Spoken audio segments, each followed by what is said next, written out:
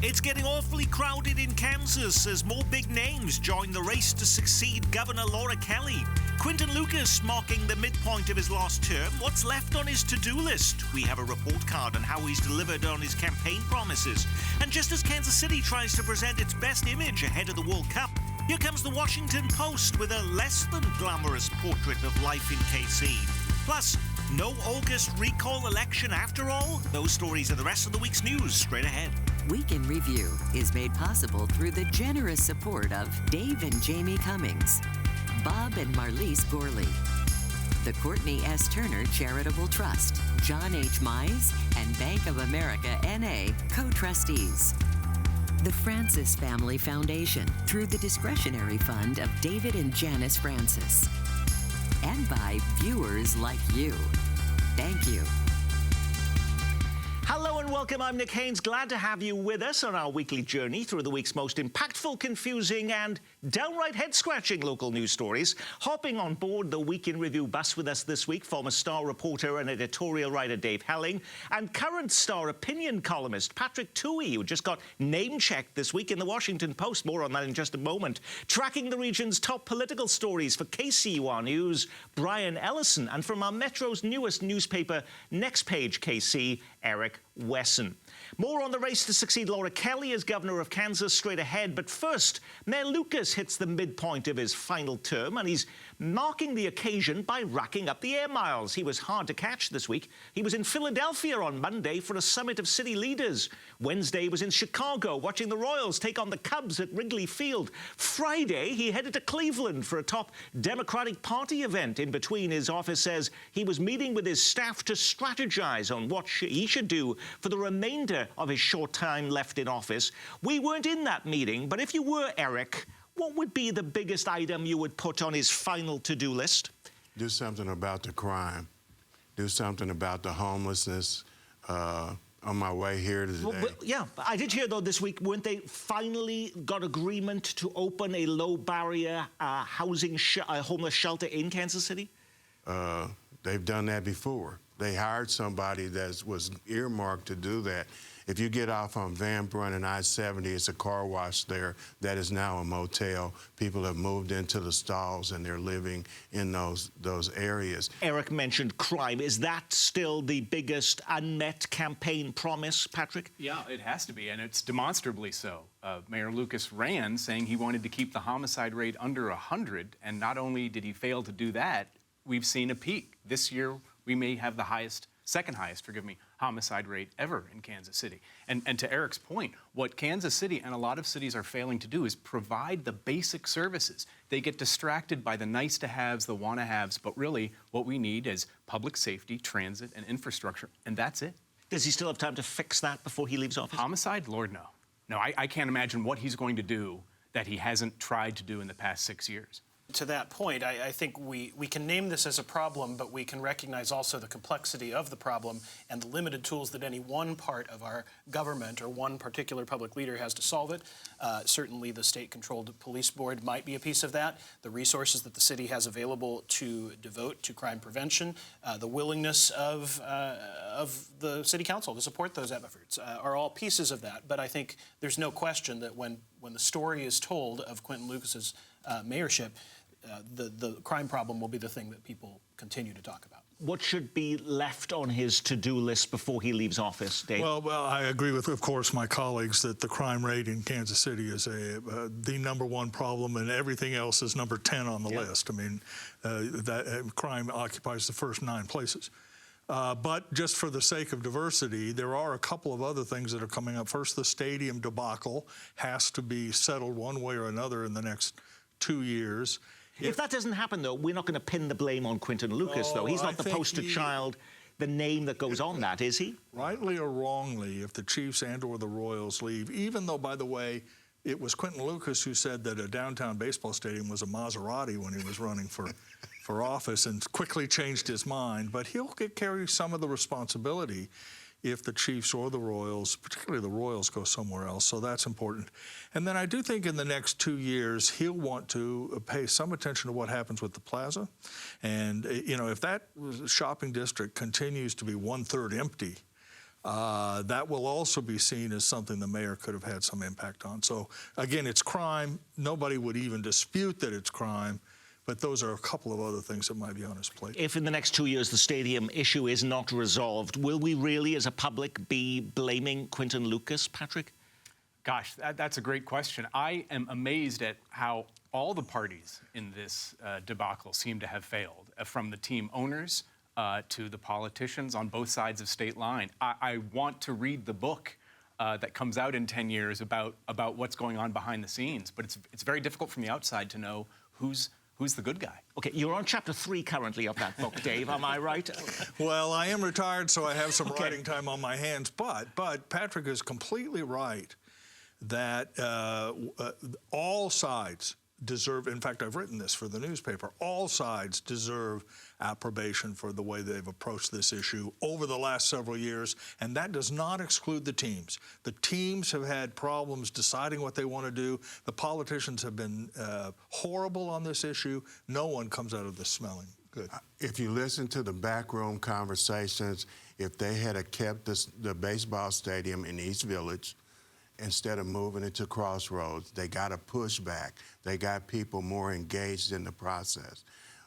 That was Mayor Lucas's idea, was to put it there and connect it to So you certainly put a little bit of a finger of blame on him. Yes. He's okay. He's got 2 years left. We're at that midpoint now. Are we any the wiser as to what he does when he leaves office? He's still a very young man. I can't believe he's just going to go back to being a law professor at the University of Kansas, Brian. My sources close to the White House say it's very unlikely he'll be offered a position in the Trump administration. Okay. No, I mean, I think, well, first of all, it is 2 years left, Nick. I think this might be just a little premature to be writing the final chapter of, that's a quarter of his entire tenure, if he finishes his term. But as to what he does next, I think the general trajectory of the political system in the country have somewhat narrowed the options and the things he was willing to consider. Obviously, folks speak about a congressional race. People speak about other opportunities in the state, but those seem very limited for a city leader from Kansas City who's a Democrat. Let's stick with city matters for a moment. With food assistance programs being cut all across the country, more cities are now considering publicly funded grocery stores, including the leading candidate to be the next mayor of New York City. But a Washington Post story this week says Kansas City offers a cautionary tale.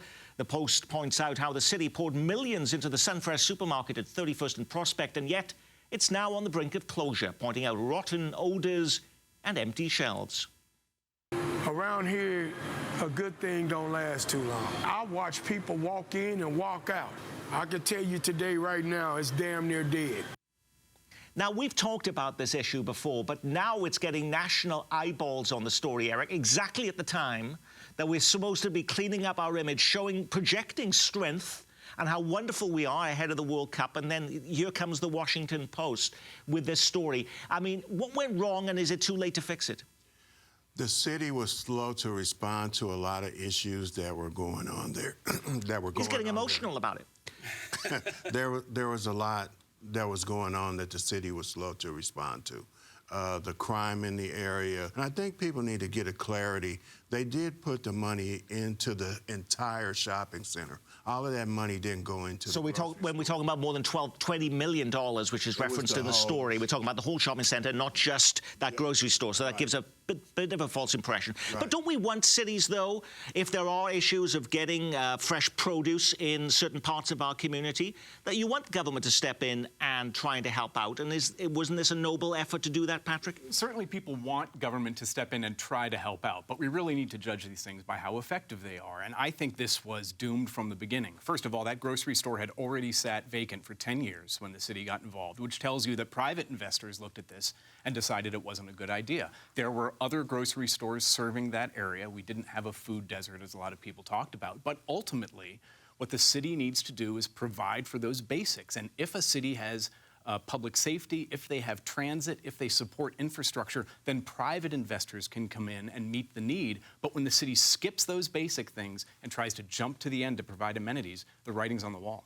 You know, the Post also exposes lots of other problems, from unchecked crime to the city's lack of a jail. I mean, this was everything that they were presenting to the country that we perhaps don't want to have seen as ahead of this biggest event we're holding in our history. Yeah, of course we don't. But the reality, too, is that a lot of visitors to Kansas City will never see that grocery store, will not see even the crime problems that we've already talked about on this program, because the experience of the daily life of a lot of Kansas Cityans is invisible to a good many other Kansas Cityans, much less visitors to the city. I think our problems as a city are a little more systemic than that and not easily reduced to a comment on how it will affect World Cup visitors.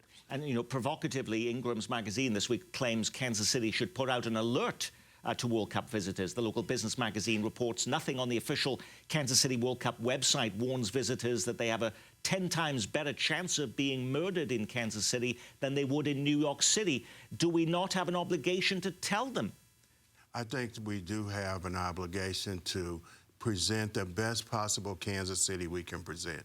Now, whether that's kind of sugarcoating some of the real underlying issues that we have here, I think that they have to market, and nobody's going to say, hey, don't come here because you're going to get killed. But can I just back up for one second? The thing about the Linwood Shopping Center Sunfresh is it serves a lot of elderly people that don't have transportation or means to go to other grocery stores. Just quickly, nothing in Kansas City panics leadership more than bad publicity in a national publication. You could write about Sunfresh and the Linwood Shopping Center as the Star's done and all the people around this table have done for years. Suddenly it's in the Washington Post and the crisis is upon us, which is always a frustrating thing. And the other thing to keep in mind is, while perhaps a warning is exaggerated, some sort of notice, hey, you know, make sure you know what you're doing if you're a visitor, and the places you should and shouldn't go. The fact is the other cities are not blameless or immune to these problems. If you think Kansas City has a homeless problem, go to Los Angeles. I mean, Los Angeles, half of the people there are living under a bridge. I don't know that's a winning pitch for Kansas City. No, but I'm not. We're not Los Angeles. But of course, my job isn't to have a winning pitch for Kansas City. My job is to try as a reporter and demonstrate reality as it is. And the fact is that all urban areas have challenges. We have more than most in some areas. In other places, we're doing fine. If you haven't been keeping score, the race for governor in Kansas just got a whole lot more crowded this week. It's not quite the dirty dozen, but the number of Kansans who looked in the mirror and saw the next governor looking back at them has now grown to 11. The latest to join the race, Kansas Senate President Ty Masterson.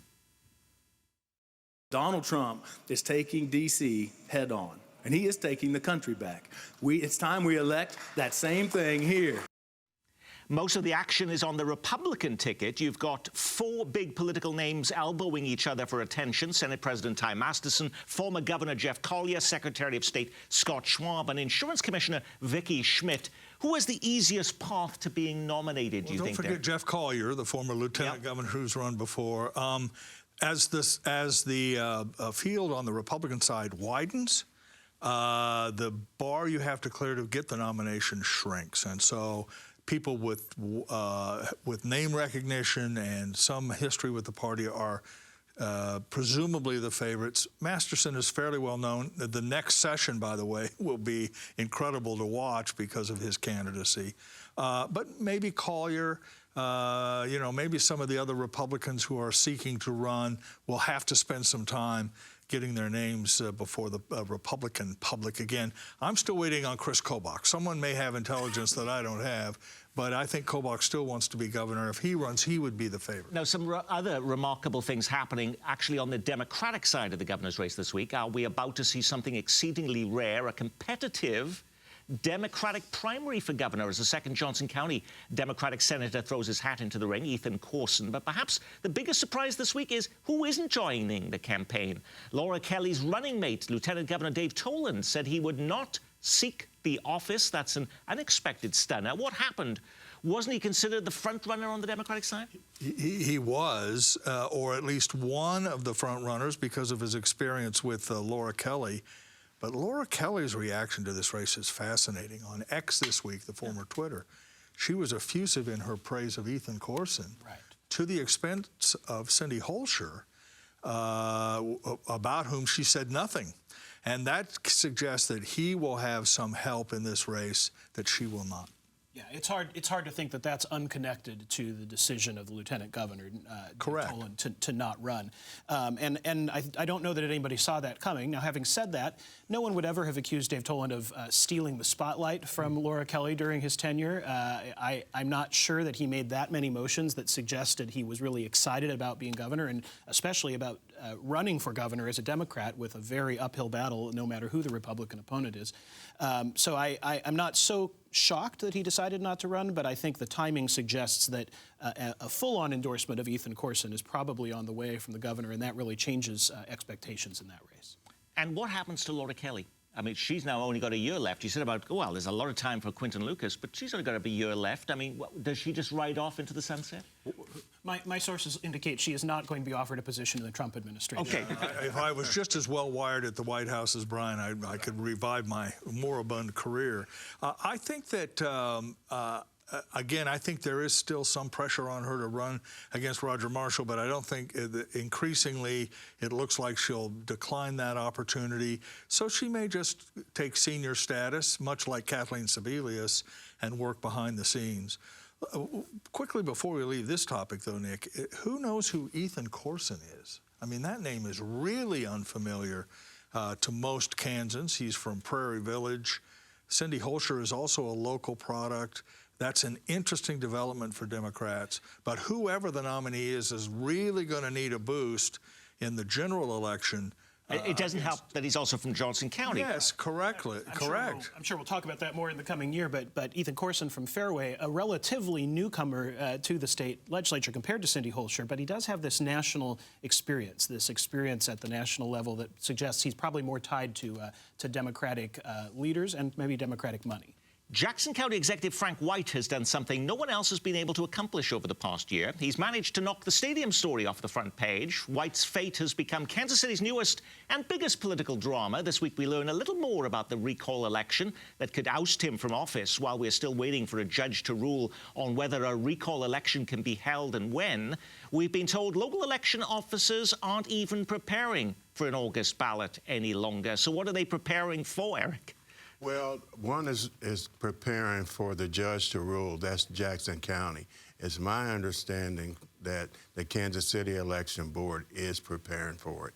They just haven't put any dates on anything. The court is going to rule. I think what they're probably going to have to prepare for is whenever it happens, it's going to happen.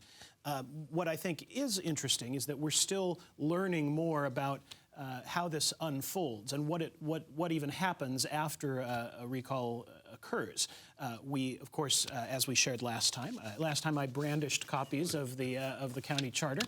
Even with public broadcasting cuts, yes, you were able to print off some copies of the charter. I used double-sided. Okay. So, but the reality is that the replacement occurs at the hands of the county legislature, not with a new election immediately. The new permanent county executive doesn't get elected until what would have been the end of Frank White's term at the end of 2026. I actually found that surprising. So I assumed that if voters were to recall Frank White, we would then have an election to decide who his replacement should be. But actually, the legislators themselves will decide. And I'm assuming then if they're the ones doing the picking, aren't they more likely to pick one of their own than an outsider to be in that role? I am sure there is all sorts of politicking going on among them to determine who's going to follow up Frank White. But this is what kind of makes the difficult issue for me, is that I don't know what's coming next. I am not confident at all that if Frank White is removed, that property assessments get any better or a stadium negotiation gets any better. This just seems to be, let's get rid of this one guy, and we're not talking about what comes next and what will change. And what actually, if he survives the recall effort, whenever that election takes place, Eric, how would government be then if he still maintains that position? And how difficult will it be to get things done then? I think everybody would, one, be in a state of shock if he did survive a recall. But I think it would be confusing as to the candidates that want to be the interim.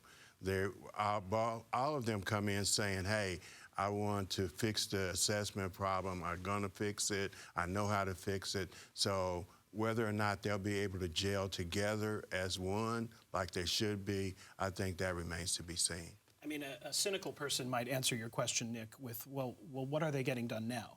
Every story that we've talked about and that most media have talked about over the past many months has been either about Frank White and the possible recall, about anger and frustration over tax assessments and the apparent inability to resolve the situation, has been about bickering among legislature members, or in some cases, criminal charges against legislature members. I'm not sure much would be different if Frank White survived the election. At least some people would say this tenure has already had a really rough go. Has Donald Trump put the final nail in the coffin of any chance that the Kansas City Chiefs would change their name? This week, the president says he will block a new stadium deal for the NFL's Washington Commanders unless they restore their former Redskins name. I always thought it was conceivable that the Chiefs might consider a name change if they were to move from Arrowhead and build a new stadium. But does the president's actions this week signal that we're further away than ever from a Chiefs rebrand, Dave? Well, we're far away from a Chiefs rebrand because the Chiefs steadfastly refuse to rebrand. I've written that story several times. I've talked to Chiefs leadership. They just really believe in that name. They believe it adds to their success on the field. They just have no interest in trying some other alternative, either renaming the current stadium or renaming their team. It has nothing to do really with what President Trump has said. I grew up in Washington, D.C. I've always known the team as the Redskins. I still have Redskins merchandise, which I protect. I can't imagine that the fever, the national moral panic over teams' names will extend any further and certainly won't cause the Chiefs to change. I will just say briefly, we wrote a lot about the chop, the tomahawk chop, which is, in certain parts of Kansas City, causes a cringe every time it happens.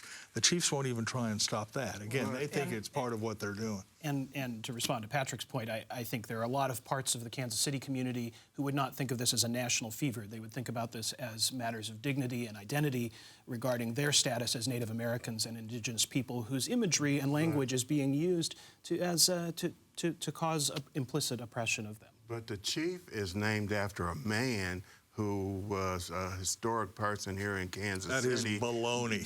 Baloney. They named him. Oh, of course they all. Oh, it's H. Roberto. Okay. Oh, yeah, that's just baloney. Always has been. The University of Kansas's mascot, the Jayhawkers, were domestic terrorists from the Civil War. If no one's going to get upset about that name, then I'm not impressed with getting upset over others. Now, before we get to our Big Story Miss segment, just a quick note to let you know about what's been happening behind the scenes here at the station 1 week after all our federal funding was cut. 3 quick take-homes. Hiring is on hold. 2, travel has been restricted. And perhaps the biggest news of all, our decades-old Kansas City PBS magazine and member guide is going away. Oh, yes, I thought you might say that.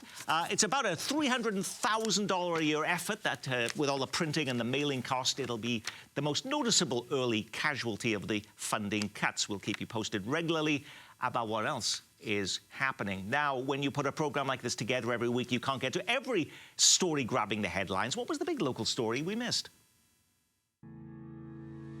At least one fatality this week from a deluge of rain. It's the second week in a row that local flooding forces emergency responders to conduct water rescues.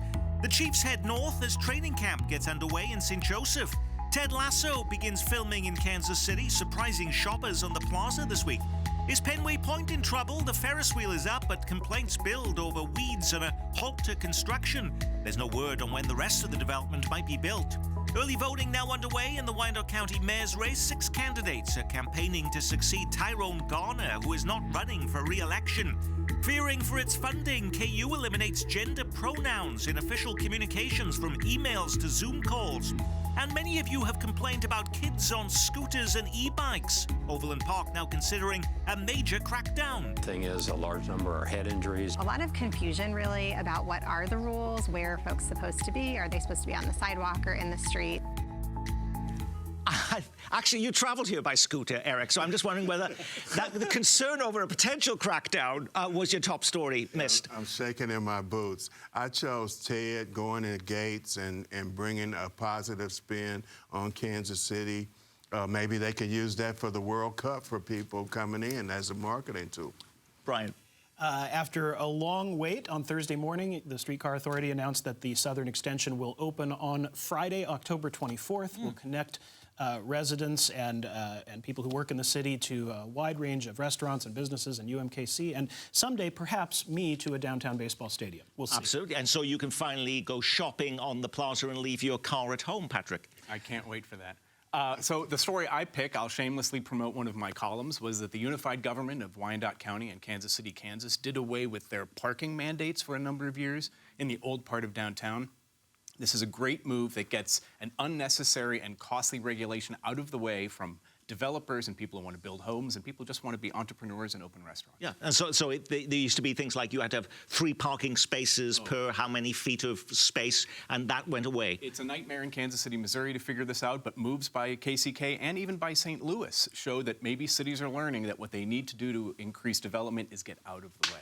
Dave. This week, the Trump administration withdrew federal loan guarantees for the Grain Belt Express. That's a power transmission project to bring power from the wind fields in Kansas into Missouri and then through Missouri to other communities. That will become critical, Nick, because every community in America wants to build a data center, which sucks electricity and water, but electricity like almost no other development in the world.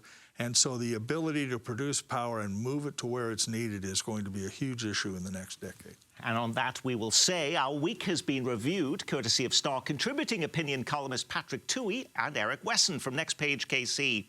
From KCUR, Brian Ellison and news icon Dave Howling. And I'm Nick Haynes from all of us here at Kansas City PBS. Be well, keep calm, and carry on.